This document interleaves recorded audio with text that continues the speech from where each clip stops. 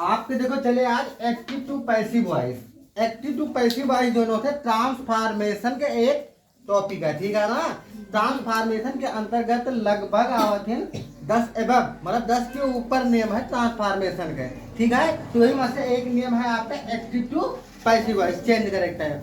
और ट्रांसफॉर्मेशन का मतलब है यही होता है कि शब्द जो चेंज हुए शब्द चेंज हुए लेकिन अर्थ वह चेंज ना हुए, यही बोलते हैं ट्रांसफॉर्मेशन। तो एक्टिव टू पैसिव वॉइस में यही है कि हम आपका जो शब्द देवे वो तो चेंज हो जाए लेकिन उसका अर्थ जो है वही रहे। अच्छा ध्यान दो कि ट्रांसफॉर्मेशन के एक एग्जांपल हम आपको बताता जैसे कि हम आपको ये कहें कि पुस्तक कठिन है, हम आपका कहें कि पुस्तक कठिन है, तो अब आपसे हम ये कहता है कि यह के शब्द तो चेंज कर दियो लेकिन अर्थ सेम रहा है। शब्द चेंज कर दियो लेकिन अर्थ सेम रहा है, समझ में आता ना। लेकिन मतलब हम जोन बोली का आशय वही रहा है लेकिन उसका हम लिखी दूसरे तरीका से, ठीक है ना। तो जैसे पुस्तक कठिन है तो हम एक बोल सकी थे कि पुस्तक सरल नहीं है। तो अगर पुस्तक सरल नहीं है तो क्या है, कठिन है, समझ में आता है ना। तो देखो क्या होगा, शब्द तो चेंज हो गए लेकिन ओके आशय अर्थ तो वही है ना। तो वही हम बताओगे एक्टिव टू पैसिव वॉइस में, ठीक है ना। तो एक्टिव कृतवाच्य और पैसिव कर्मवाच्य ना। एक्टिव कृतवाच्य और पैसिव का है कर्मवाच्य है, ठीक है ना।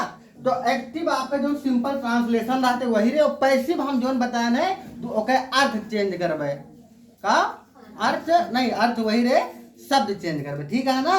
वो होता है। अब ध्यान दियो कि केवल 8 प्रकार के टेंस, केवल 8 प्रकार के टेंस का ही एक्टिव टू पैसिव वॉइस बनता है। ध्यान से सुनो, आज आपका हम पूरा एक्टिव टू पैसिव वॉइस का कर देवे, खत्म कर देवे, और समझ में ना आए तो बताओ, ठीक है ना।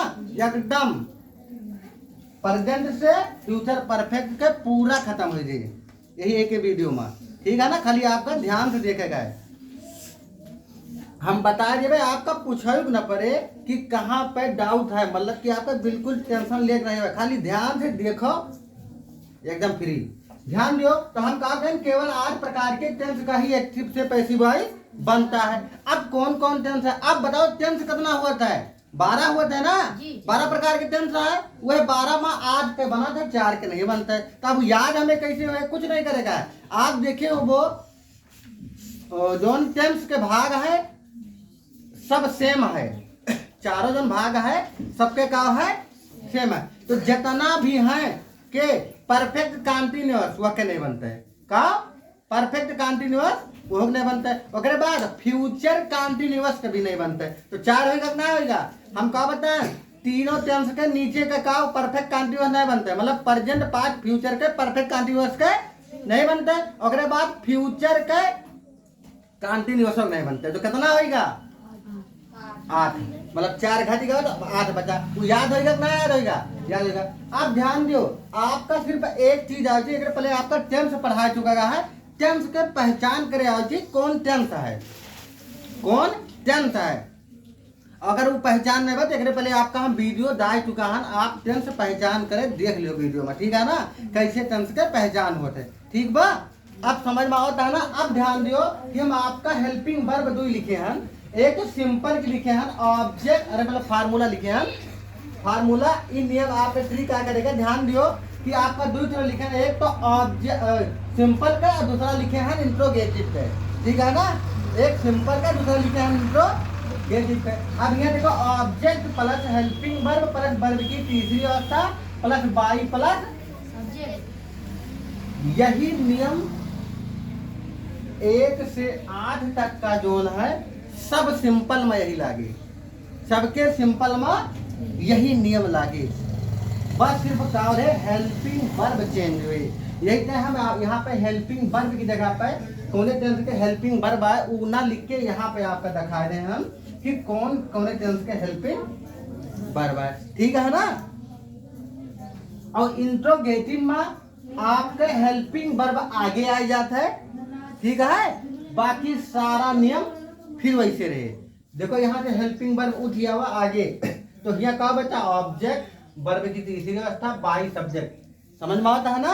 तो सिर्फ का चेंज आगे आएगा हेल्पिंग वर्ब। अगर मान लो यही माँ आवता है नॉट, क्या होता है नॉट, तो ऑब्जेक्ट के बाद क्या लग जाए नॉट। अगर यहाँ पे इंट्रोगेटिव में नॉट आता है तो ऑब्जेक्ट के बाद क्या लग जाए नॉट। अब ध्यान दियो कि अगर यही में आ जाए डब्ल्यू एच, क्या आ जाए डब्ल्यू एच, तो आपका हेल्पिंग वर्ब जहां पर हो सबसे पहले क्या लाइक रखेंगे एक बार डब्ल्यू एच वाला क्वेश्चन वर्ड ला के आगे रख देगा, ताकि फिर फार्मूला वही काम करे। समझ में आता है।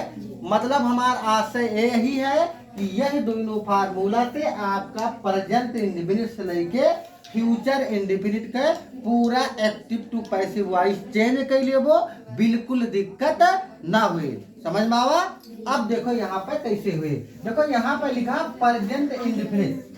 प्रेजेंट इंडेफिनिट में सहायक क्रिया लागत है इज एम और वर्ब की तीस, ध्यान दो चाहे जॉन टेंस हुआ है। अगर हम पैसिव वॉइस बनाई है तो वह मन वर्ब की तीसरी अवस्था लागे। ठीक है, कौथी अवस्था लागे वर्ब की तीसरी अवस्था लागे, वर्ब की तीसरी। समझ में आता नहीं आता है, वर्ब की तीसरी अवस्था लागे। अब देखो यार यहाँ तीसरी तीसरी तीसरी देखा जितना लिखा हुआ सब में क्या लिखा है, देखो यहाँ जो लिखा है भी ट्रिपल आई, देखे मतलब होगा वर्ब की, ये भी होगा वर्ब और तीन टू आएगा तीसरी। ठीक है ना, वर्ब की तीसरी अवस्था। अब देखो यहाँ लिखा है प्रेजेंट इंडेफिनिट, क्या लिखा है प्रेजेंट इंडेफिनिट। प्रेजेंट इंडेफिनिट सहायक क्रिया का बताना आपका इज एम, वर्ब की आपका हेल्पिंग वर्ब यहाँ का है इज एम, बाकी फार्मूला वही है।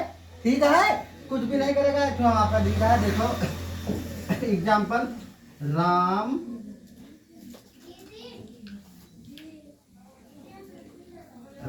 Rights a letter, Ram writes a letter. अब हमारे सबसे पहले ये ध्यान देखा है कि टेंस कौन है, तो हम आपको पहले बताइएगा प्रेजेंट इंडेफिनिट, आपका एग्जांपल है मतलब प्रेजेंट इंडेफिनिट देबे। ठीक है ना, बाकी अदर कहूँ मिल जाए आपको मत ये थोड़ा बता दे कि प्रेजेंट इंडेफिनिट टेंस है या कि आप पैसिव वॉइस बनाओ तो क्या, तो आपका पहचान है। तो पहचान कैसे करबो, राइट्स है यस या यस वर्ब की पहली अवस्था में लागा थे कौन टेंस में प्रेजेंट इंडेफिनिट। यही आपको थोड़ा थोड़ा छोटी छोटा बात याद रखेगा नियम, इससे आपका टेंस के पहचान होगी। अब देखो हम क्या कहना है आपका कि देखो सब ऑब्जेक्ट, ऑब्जेक्ट हियर, ऑब्जेक्ट के बाद हेल्पिंग वर्ब, तो हेल्पिंग वर्ब हम यहाँ क्या बताना आपका इज एम आर। ठीक है, ओकरे बाद वर्ब की तीसरी अवस्था बाई और सब्जेक्ट है। अब अगर हमें ऑब्जेक्ट हियर का तो लेकर अर्थ निकाल ली, हम लिखा राम राइट्स ए लेटर, मतलब राम लिखता है एक पत्र। तो राम क्या लिखता है, तो क्या एक पत्र ना, तो हमारा ऑब्जेक्ट क्या हो जाए। और दूसरा है आप सब्जेक्ट खेल लियो वर्ब जो बचा भाग है वो क्या है।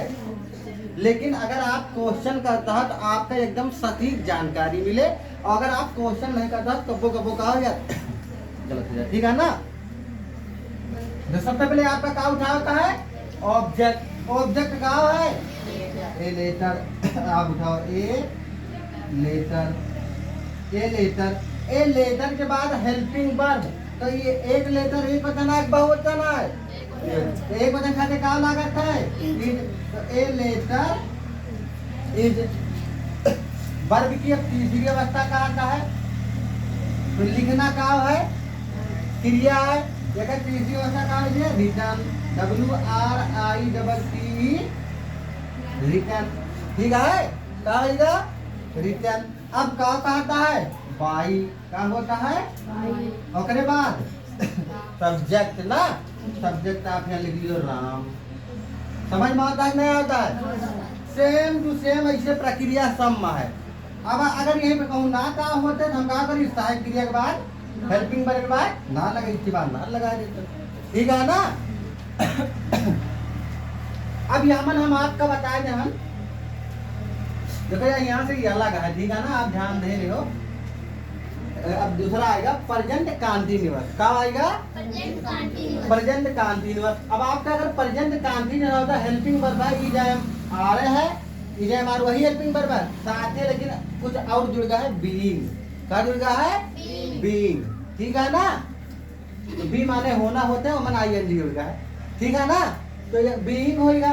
अब यही हमें हेल्पिंग वर्ब ये पूरा इज एम आर बीइंग के साथ ही करेगा है, मतलब कि इज के साथ बीइंग, एम के साथ बीइंग, मतलब कि बीइंग आपका जुड़ा ही है मन। ठीक है ना? अब देखो हम यही उठा के हम कह दीजिए तो खाली हम क्या हो जाए हेल्पिंग वर्ब सिंपल है। देखो जैसे राम इज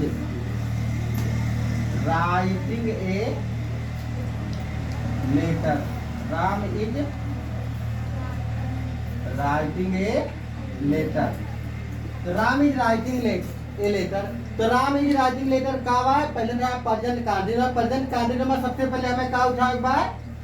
ऑब्जेक्ट। भाई हम बताएं कि ऑब्जेक्ट यही है, तो हम हेरेंगे लिखो फिर object a letter. A letter. अब ये लेटर का है? एक वचन है, बहुवचन है? तो इज लगाओ। इज के बाद वर्ब की तीसरी अवस्था नहीं, क्या जोड़ेगा है? Being.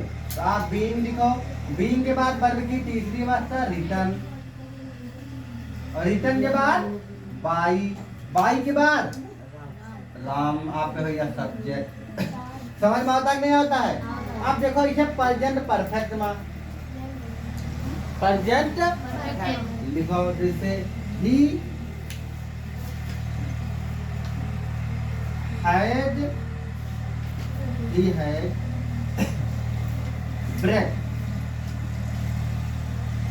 break the chair. He has break the chair. तो वह कुर्सी तोड़ा या तोड़ी। ठीक है ना? उसने कुर्सी तोड़ा या उसने कुर्सी तोड़ दिया या वह कुर्सी तोड़ चुका है। ठीक है ना? आप कुछ भी करेंगे भाई, आपका सबसे पहले क्या उठा? ऑब्जेक्ट। क्या तोड़ा? कुर्सी ना। सबसे पहले ऑब्जेक्ट उठा दीजिए द चेयर। कहा लीजिए द चेयर। चेयर के बाद आपके हेल्पिंग वर्ब हम क्या बताया है नियमन? हैज या हैव बीन है। तो क्या हुआ? एक वचन एक बहुवचन? एक वचन। तो एक वचन में क्या लगे? Has been. क्या लगे? Has been. हैज बीन के बाद वर्ब की तीसरी अवस्था क्या है? तोड़ना का है। तो ब्रोकन है ये BROKEN। और बाई क्या है ये? अब ही रहे तो इसी का है ये हिम। का है ये? एक पहले आपका वीडियो में बता चुका है। ठीक है ना? देख लियो। बाई रे का है ये? अरे ही रे क्या है? हिम। ठीक है? समझ में आ गया तीनों ना है? तो सेम टू सेम यही प्रोसेस सब में है, खाली आप कहीं हेल्पिंग वर्ब का एक बार याद कर लेगा, वही पर रख देगा, वही आंसर बताएगा आपका। ठीक है ना? अब देखो अपना 5 इंडिपेंडेंट गए तो 5 इंडिपेंडेंट का हुई राम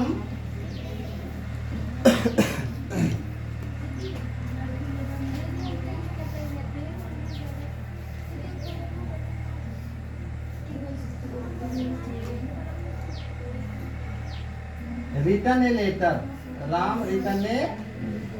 देखो यहाँ पे दूसरी अवस्था का प्रयोग होता है ना। अभी देखो 5 इंडिपेंडेंट रहेगा। सहायक क्रिया का है वाज बिया। सबसे पहले क्या उठे? ऑब्जेक्ट हो ए लेटर। ए लेटर के बाद एक वचन है बहुवचन। एक वचन का क्या लागे? वाज। वाज के बाद वर्ब की तीसरी अवस्था। रिटर्न की तीसरी अवस्था यही होता है। तो आप लगाओ एक तीसरी अवस्था रिटर्न। रिटर्न के बाद क्या आता है? बाई। क्या आता है? और बाई के बाद फिर क्या आएगा? सब्जेक्ट। सब्जेक्ट क्या है? राम। समझ में आता है ना? ऐसे हम देखो आपका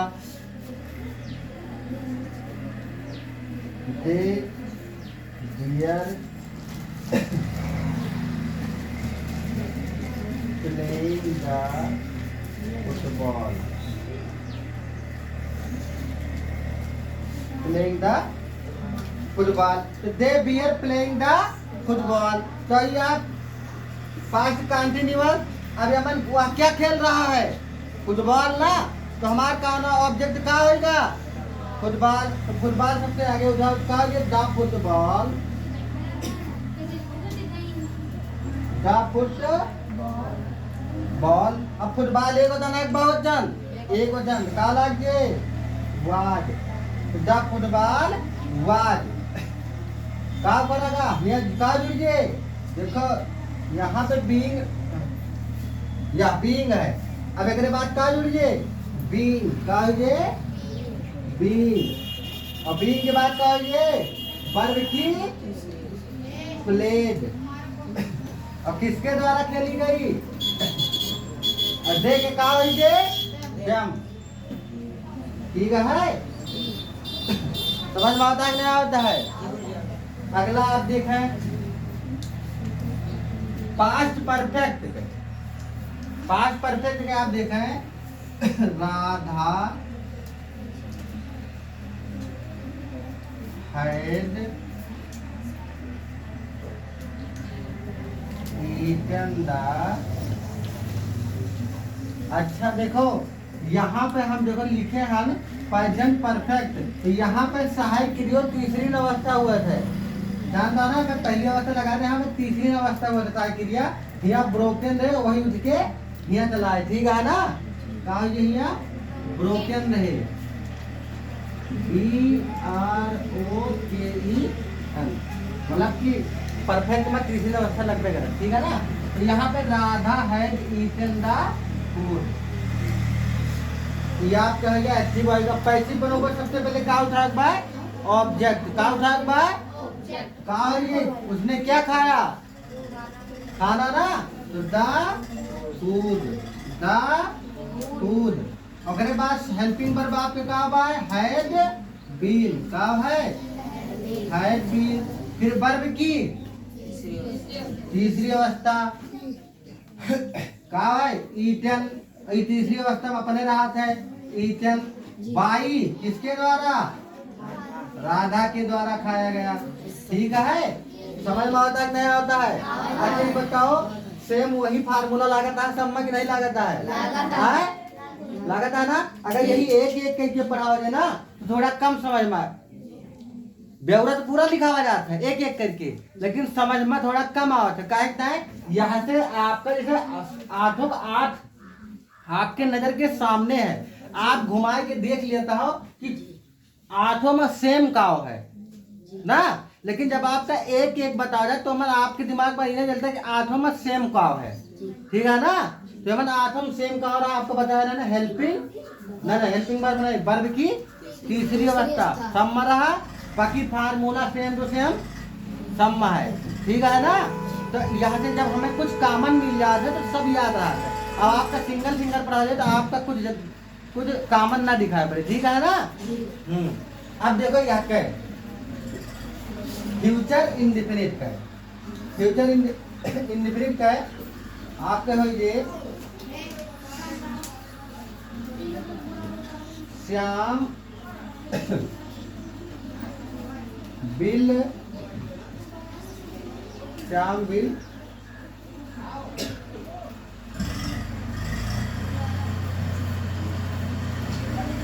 राइट ए लेटर,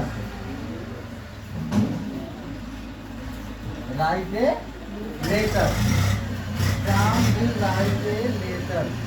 अब सबसे पहले यहाँ पे हेल्प ऑब्जेक्ट क्या है आपके, ए लेटर, ऑब्जेक्ट क्या है ए या ऑब्जेक्ट, ए लेटर आप आगे उठाओ तो हो जे ए लेटर, और हेल्पिंग वर्ब कहा हो जाती है, देखो लेटर्स है, लेटर ना कहा है, और लेटर्स कहा है, तो यहाँ ए लेटर्स करो, ये लेटर्स हो, ये कहा ये लेटर्स, ए यहाँ पे ना लगे, ठीक है, राइट लेटर वह लिख रहा है, क्या लिख रहा है, पत्रों को लिख रहा है, ठीक है ना। तो यहाँ पे कहा ये लेटर्स, उसके बाद बिल की सेल, सेल ला, अच्छा आई भी किनारे सिर्फ लगे सेल ला, तो यहाँ पे बिल लगे, क्या लगे बिल, तो a letters will be, letters will be पत्र, ओकरे बाद का लगे वर्ब की तीसरी अवस्था का होइए रिटर्न, का होइए रिटर्न। तो लेटर्स विल बी रिटर्न, ओकरे बाद हेल्पिंग वर्ब का है आपका बाई, बाई के बाद श्याम, बाई के बाद श्याम। अगला देखो फ्यूचर परफेक्ट का है फ्यूचर परफेक्ट, तो विल हैव और शैल हैव बीन, मतलब कि विल हैव बीन और शैल हैव बीन का हेल्पिंग वर्ब है। तो ये क्या देखो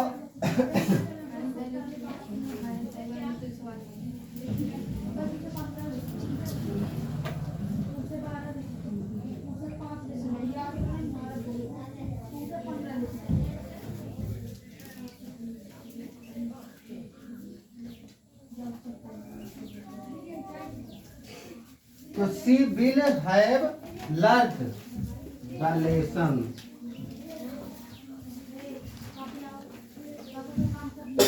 learned the lesson, तो she will have learned the lesson, तो वह क्या लिखा है, लिखा होगा, उसने क्या लिखी होगी, तो क्या लिखी होगी अच्छा याद करना है, क्या याद क्या क्या क्या होगा पाठ। तो सबसे पहले हेल्पिंग ऑब्जेक्ट कहाँ आएगा आपका पाठ, तो यहाँ कहा है द लेसन, द लेसन, तो द लेसन। अगर बाद हेल्पिंग वर्ब आपका कहा हुआ है विल है बीन या शैल है बीन, तो एक वचन है का लगे विल हैव बीन, का लगे विल हैव बीन, और विल हैव बीन के बाद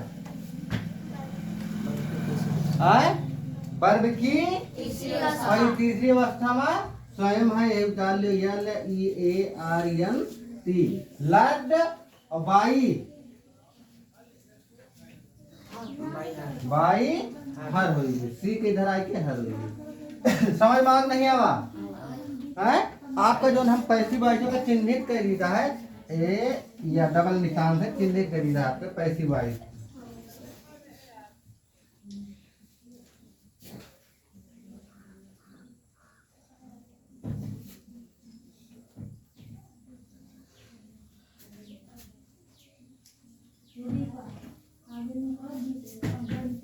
समझ में नहीं आवा, ध्यान दो, आपका हम सिंपल बताए हैं।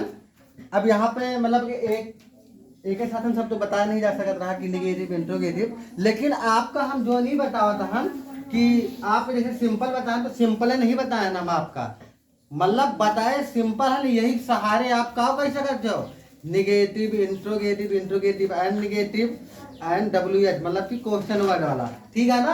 आपके ऊपर फार्मूला देखो हम आपका बताएं है कि अगर इंट्रोगेटिव आता है कुछ भी नहीं वही हेल्पिंग वर्ब सबसे आगे आ जाता, अगर यहीं पे इंट्रोगेटिव होते तो यहाँ आगे क्या लग जाता है is a letter written by Ram, समझ में आता है ना। अगर यही बोलते कहूँ क्वेश्चन वर्ड वाला तो हेल्पिंग वर्ब के तुरंत पहले क्वेश्चन वर्ड लग गया, तो समझ में आता है नहीं आता है बताओ, आवाज नहीं आवा है। तो आपका अगर कहूँ से प्रेजेंट इंडिविजुअल लेके फ्यूचर परफेक्ट के बीच में कुछ भी आकर आपका कोनो भी पैसिव वॉइस दे दी जाए, आप कई लेवो ना कई बगो है, समझ में आता नहीं आता है, आता है ना। ऐसे संतुष्ट हो नहीं, अब भाई सही से बता दो, अगर संतुष्ट ना हो तो दोबारा बता दें जाएगा, ठीक है। संतुष्ट हो ना हो पूरा एकदम क्लियर है ना, कब बोल ना पक्का एकदम क्लियर है ना, नहीं तो बाद में कहा अगर गुरु जी समझ में नहीं आवा, ठीक है ना। कमेंट करके आप पूछ सकते हो कि कहाँ पे समझ में नहीं आवा, ठीक है ना। धन्यवाद, आपकी वीडियो यहीं पे आपकी समाप्त होती है।